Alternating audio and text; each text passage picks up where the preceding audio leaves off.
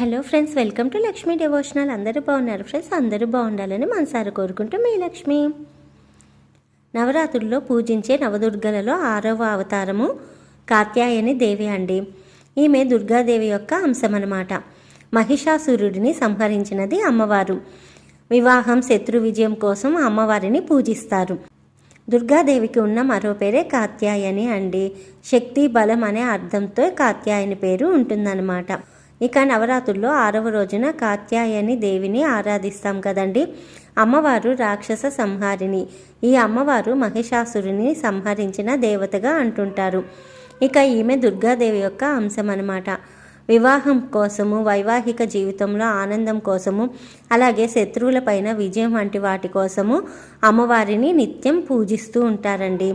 కాత్యాయన మహర్షి ఇంటిలో పుట్టిన వలన అమ్మవారికి కాత్యాయని అనే పేరు వచ్చిందండి. అమ్మవారిని 4 చేతులు లేదా 18 చేతులతో వర్ణిస్తూ ఉంటారండి. యజుర్వేదంలోని తృతీయ అరణ్యకలో మొట్టమొదటే ఈ అమ్మవారి ప్రస్తావన ఉందండి.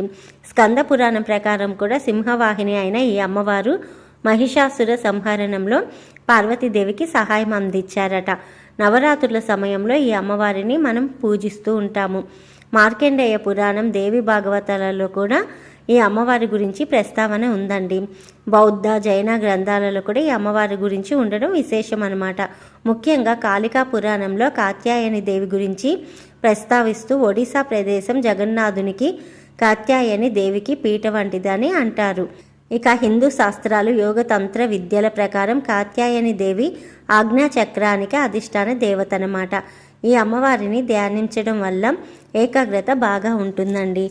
చదువుకునే పిల్లలు కూడా అమ్మవారిని ఎక్కువగా పూజించినట్లయితే లేదా ధ్యానించినట్లయితే వారికి జ్ఞానం అనేది ఎక్కువగా ఉంటుంది. అలాగే పరీక్షలప్పుడు చదివేటప్పుడు ఏకాగ్రత కూడా బాగా ఉంటుందన్నమాట.